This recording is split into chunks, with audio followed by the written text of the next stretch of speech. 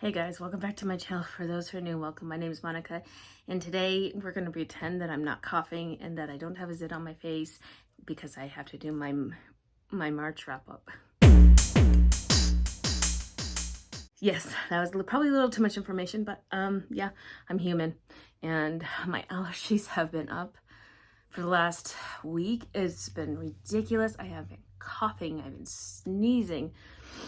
My nose have been running like a sieve, and it's just been, my eyes have been dry. It's been obnoxious, but I've read some really good books this week. So that's good. So let's get into my wrap up. So in March, I had my birthday. It was fabulous. I ate some pretty good food. The lobster rolls were fantastic. I celebrated with my family, and I got to go to Sweetgrass. That was awesome. I got to meet Christy and Jess and Tori. I got to hug Tiff. My sister got to meet Tiff. Tiff made such an impression on my sister. It was so funny. I mean, even to this day, she's like, I really love Tiff. Even today, she's like, I really love Tiff. So Tiff really made an impression on my sister, which is really funny because my sister's kind of a hard nut to crack, but she made an impression on my sister. So congratulations, Tiff. You made a friend.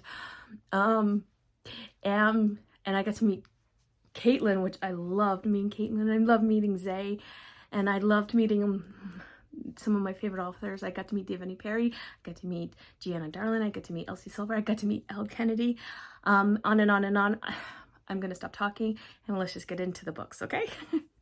Because I had a lot of fun. This was a great month. Oh, and I got to meet Kennedy Ryan earlier in the month and had my pre-order signed by her when she came to my area, which was also a lot of fun. She's a fantastic human being as well. So let's just get into the books. I read 25 books and I loved 6 books. So I had 6 5 stars, 6 4.5 stars, 5 4 stars, 5 3.5 stars, 1 3 stars, and 2 DNFs. We're going to pretend that those DNFs do not exist. For how I read those, I did not just do audiobooks, majority audiobooks. I did 23 audiobooks and 2 ebooks. So I did better than February. My breakdown in genre is, again, mostly romance because I'm mostly a romance reader. I did 3 historicals, 3 paranormals, 12 contemporaries, 1 fantasy, and 6 romantic suspense. I'm just showing my romantic suspense. I'm pulling them out of the contemporaries because they're somewhat different than the contemporaries. And when I say romantic suspense, I'm actually putting mafia and some of the more taboo stuff in there because they're very much suspense driven in there as well. So, but yeah, let's just get into some of my favorites. So, are the ones that I really want to talk about. One of the ones I read this when it came out, the day it came out, was Storms and Secrets. This is book 2 in the Haven Brothers series by Claire Kingsley. I gave it 5 stars. I know not everybody liked it, but that's okay. Reading is subjective. This one had her signature humor, which I like. And she had a really good suspense plot. This is much darker than I've ever seen from Claire Kingsley before. Mary Goldmartin has always pined for Zachary Haven. He's always pined for her. But she decided to stop waiting for him to come around. There's some issues there. She accidentally electrocutes him and he decides, well, he's had enough waiting around. But she decides to go on a date with this very Darcy-esque like guy who comes in. He's very mysterious, but there's a disappearance in the town. This trigger warning for sex trafficking, manipulating, and grooming, and kidnapping. This has a really good suspense plot. I will say someone did, I feel like Marigold and Zachary, their romance was really well done. I felt like their romantic feelings were very authentic and meaningful. I felt like it progressed the way it should have. I was fine with that. I feel like with a suspense plot, She went darker than she's ever done before. And I think for that alone, I had to give 5 stars. I think she probably could have put more into it than what she did, if that makes any sense. She could have built it up more and given us more. I can't even think of the word. She could have built it up more and put more in depth, more backstory into this suspense plot. But she's new to romantic suspense, and the writing is really well done. And I thought the romance was well done. And I thought for her doing this the way she did it, I liked it. I gave 5 stars. It's on my favorites list. So, and I'm not taking it back. I like it a lot. And I thought she did really, really well. One I gave 4.5 stars, and is a novella. It's not on my favorites list, but only because I feel like it could have been a little bit longer, because it could have been a little bit longer. So, and people were kind of cranky about the heroine in this one. It's The Witch Queen of Halloween by Cressley Cole. This is book 18.5. And you can actually read this one more as a standalone than any of the other ones.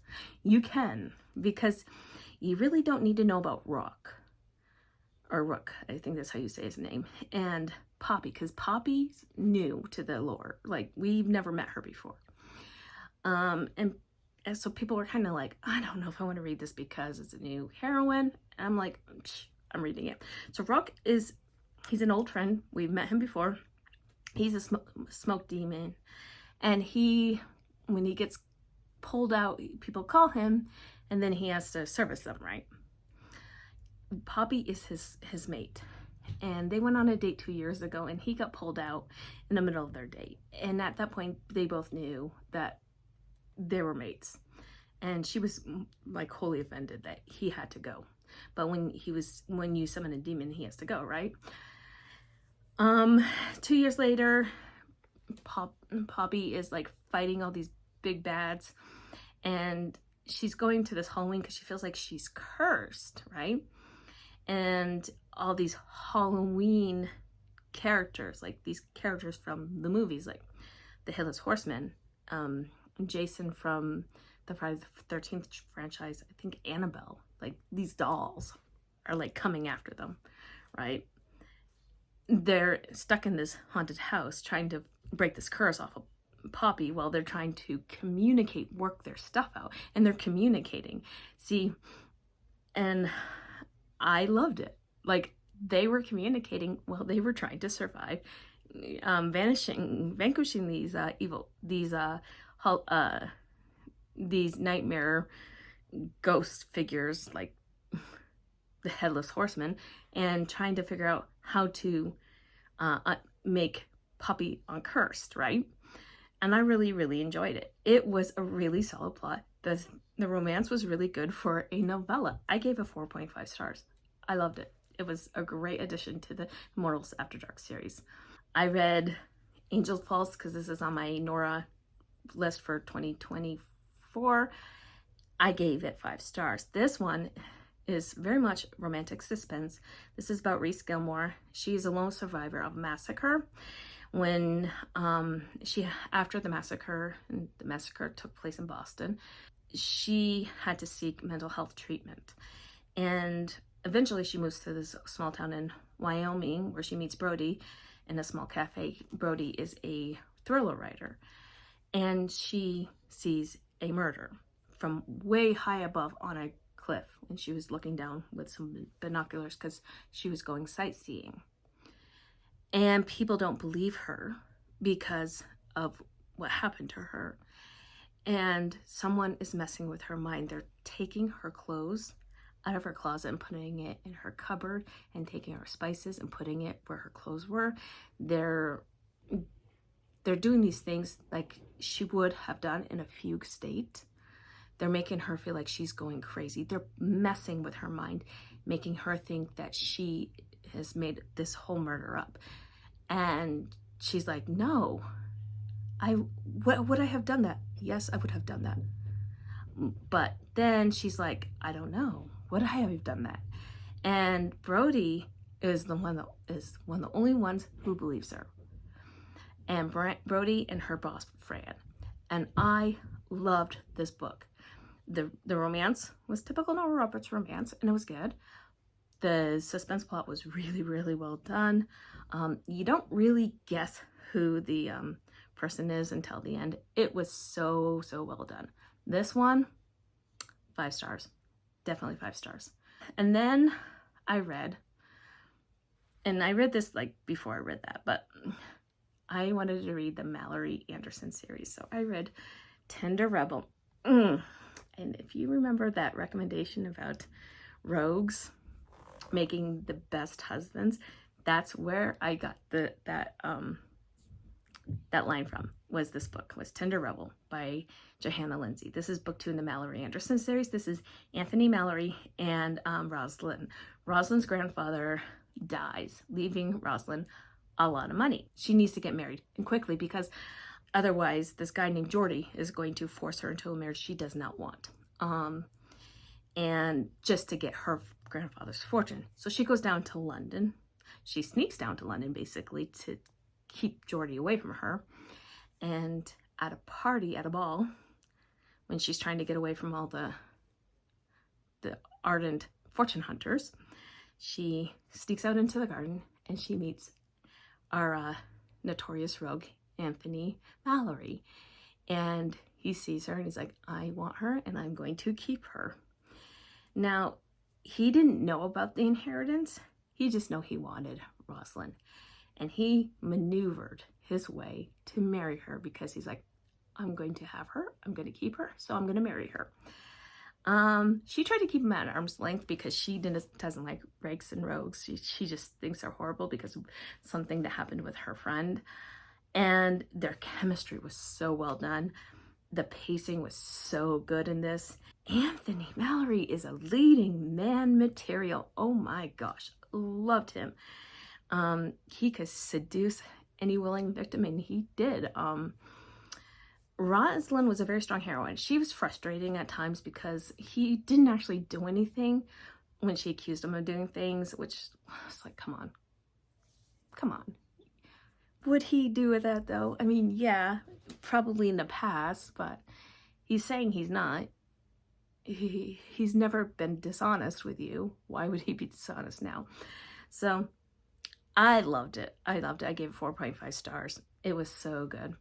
And I immediately jumped into Gentle Rogue because Gentle Rogue is Georgiana and James's story, and it was set up in Tender Rebel because they get their meet cute in Tender Rebel, where they were at a tavern and Georgiana was dressed up like a boy. James grabs her thinking is a boy, and he grabs her the right way and comes to find out not a boy, right? Anyway, so James is a retired pirate, so you're not going to get all the piratey stuff in this, okay? So be aware, not all the piratey stuff, which is fine with me. I liked that she was there, Georgiana was there, because she wanted to go find her long lost fiance, who basically left her in America to go to England, and he's been married for like 5 years and had kids, and he's like, well, no, I was never gonna marry you. She's like, fine. So she decides, she just like, I want to go. I hate England. I hate the British. I hate the British aristocracy. I want to go home. So she pretends to be a cabin boy. Come to find out, she's the cabin boy on James Mallory's ship, and he knows it's her, and he's like, I get to have her. So unlike Anthony, he's like, I'm gonna make her my mistress, not my wife, my mistress. He plays with her in it as they are sailing to Jamaica. But I love how possessive James is over Georgiana. If you go in here thinking you're gonna get piratey, you're gonna be very mistaken. However, he's incredibly possessive over her. He takes her and he like throws her over his shoulder and he's like, that's my woman. He does that when her brothers tried to take her back, and he's like, no, that's my woman, you are not taking my woman. And the funny part about it is that she hates the aristocracy. He's a viscount, okay? He's a viscount. And come to find out that when he was pirating after her brothers, which made some very interesting conflict. It was very fun. I loved every minute about the story. Georgiana, she called herself George. She gave as good as James gave it back to her. They were just perfect. I loved it. I gave 5 stars.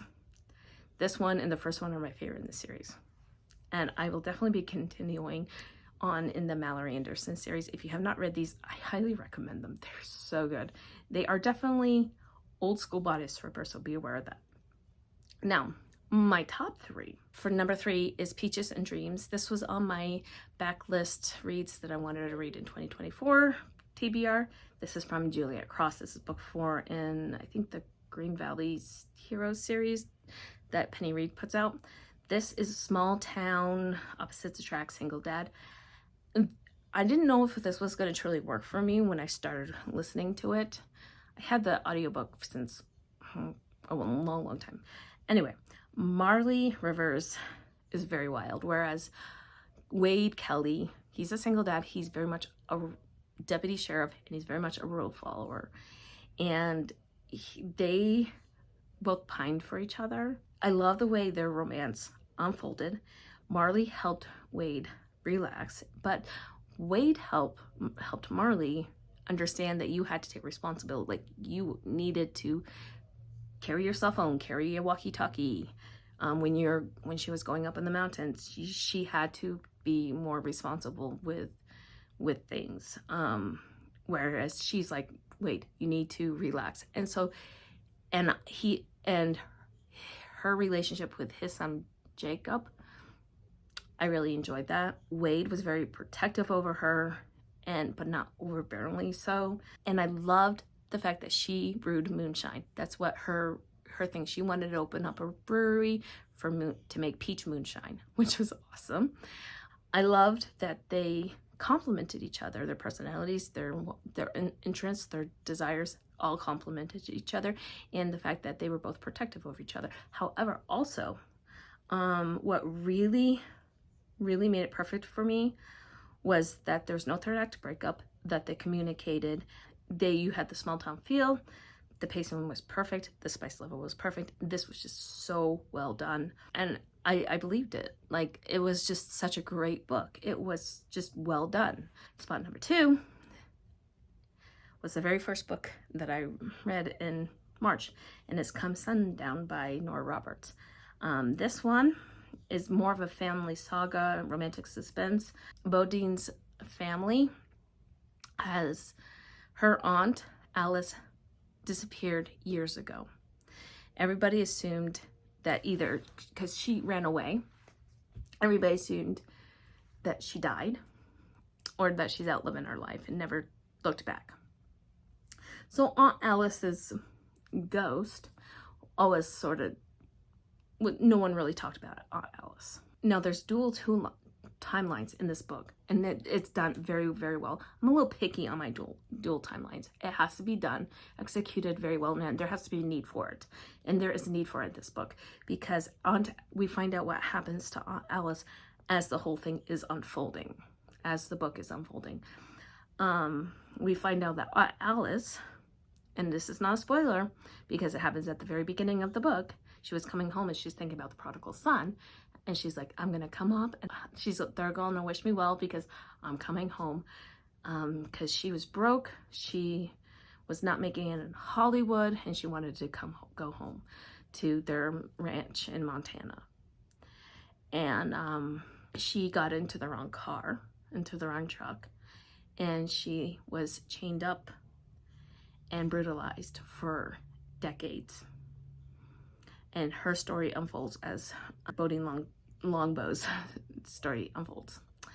Callan Skinner is also coming back, and Callan is the love interest for Bodine.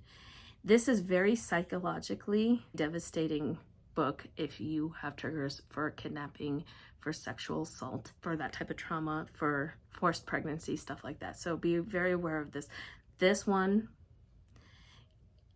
I would say if I could give you a book that if you liked Jennifer Hartman's Still Beating, the beginning of that book, that's what happened. That's a lot of stuff that happened to Alice Bodine, but except that she was by herself.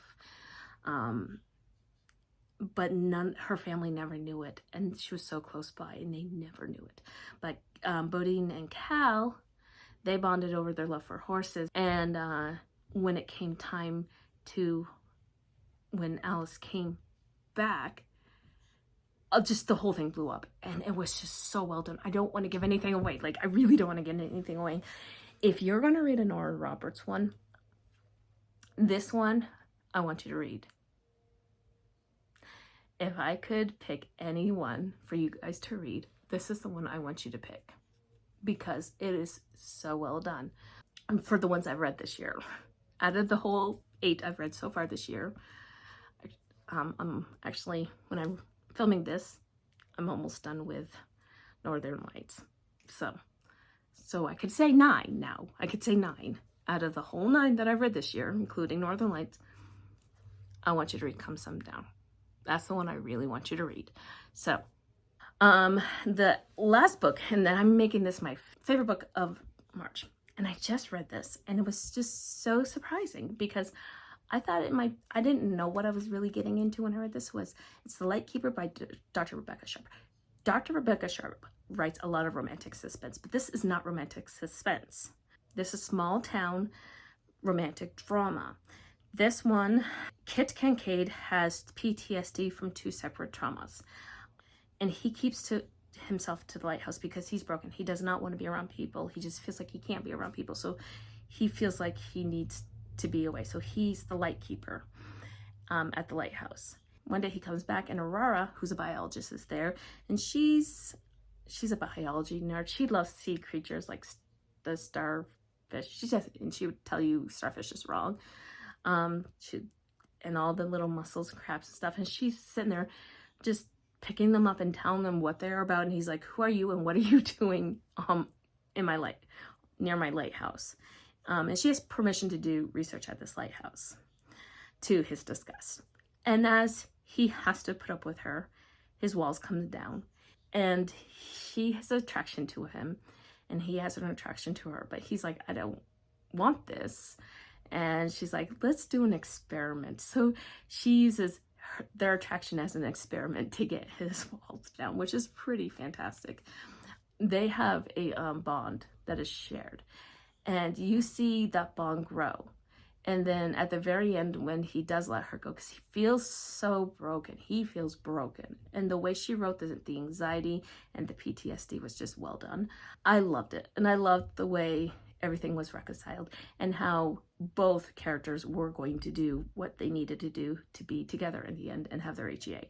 And so I gave it 5 stars, and I had to give it the top spot because it was unexpected. It was one of those unexpected books. I originally gave the first one 4 stars because it was pretty good, but this one was so well done. So I have to give 5 stars. It was good. It was really, really well done. I highly recommend it, especially if you do like good PTSD and anxiety rep, and if you do like good kind of like teach me type of intimacy, because that's what she's having him do, is teach me, because she's just basically saying teach me to him, but not ripping off Grey's Anatomy teach me. So anyway, so those are some of the books that I've read in the month of March. Let me know what's on your favorites list. I would absolutely love to know, because I would definitely check them out. And if you made it this far in this video and you want to let me know that you're here, please leave me a B emoji. And until next time, my friends, happy reading. Bye.